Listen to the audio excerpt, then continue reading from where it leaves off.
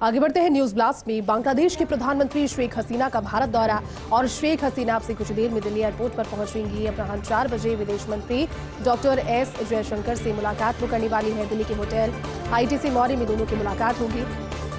6 सितंबर को सुबह 9 बजे राष्ट्रपति भवन में शेख हसीना का स्वागत और शेख हसीना का सुबह 9:30 बजे राजघाट पहुंचने का कार्यक्रम, जहां पर पहुंचकर वो श्रद्धांजलि अर्पित करेंगी। सुबह 11:30 बजे पीएम मोदी के साथ हैदराबाद हाउस में उनकी बैठक है और दोपहर 1:10 पर हैदराबाद हाउस में एमओयू और प्रेस वार्ता। उसके बाद दोपहर 4:10 पर उपराष्ट्रपति आवास पर जगदीप धनखड़ से मुलाकात भी वो करेंगी। इसके बाद दोपहर 4:45 पर राष्ट्रपति भवन में द्रौपदी मुर्मू से मुलाकात करने वाली है। 7 सितंबर को दिल्ली में आयोजित कार्यक्रमों में शामिल होंगी और उसके बाद 8 सितंबर को शेख हसीना प्रदेश के दौरे के तहत जयपुर अजमेर पहुंचेंगे। विशेष एयरक्राफ्ट से दिल्ली से सुबह 9 बजे जयपुर के लिए वो निकलेंगी और जयपुर एयरपोर्ट से अजमेर में ख्वाजा की दरगाह जाना प्रस्तावित है। उसके बाद शाम 6:15 बजे वापस जयपुर से ही ढाका के लिए रवानगी का कार्यक्रम है। करीब 100 सदस्यीय प्रतिनिधि मंडल भी शेख हसीना के साथ पहुंचा है भारत और तस्वीरें भी आपको दिखाई थी जब पहुंची थी। उसके बाद में प्रतिनिधि मंडल की ओर से उनका स्वागत किया गया था। ये तमाम कार्यक्रमों से जुड़ा हुआ ब्यौरा जो कि आपको बता रहे हैं 8 सितंबर तक रहने वाली है भारत के दौरे पर और भारत के दौरे में ये सारे प्रस्तावित कार्यक्रम उनके हर एक दिन के विशेष एयरक्राफ्ट के जरिए और जयपुर एयरपोर्ट से अजमेर में ख्वाजा की दरगाह जाना प्रस्तावित है। वहां पर अकीदत के फूल वो चढ़ाएंगी, मन्नत मांगेंगे और वहां पर चादर पेश करने के बाद में फिर जयपुर से ही सीधे ढाका जाने का कार्यक्रम। 100 सदस्यीय प्रतिनिधिमंडल भी शेख हसीना के साथ में भारत पहुंचा है।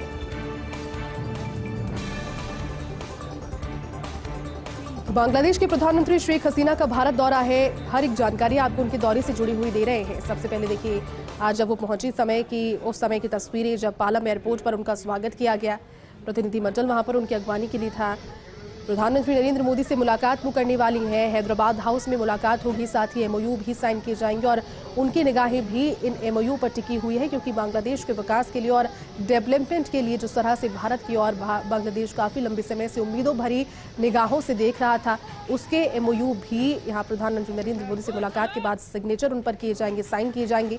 इसके अलावा राष्ट्रपति द्रौपदी मुर्मू से मुलाकात करेंगी, उपराष्ट्रपति जगदीप धनखड़ से मुलाकात करेंगी, जयपुर के रास्ते से होकर अजमेर पहुंचेंगे और वहां पर ख्वाजा की दरगाह पर वो जियारत करने पहुंचेंगे।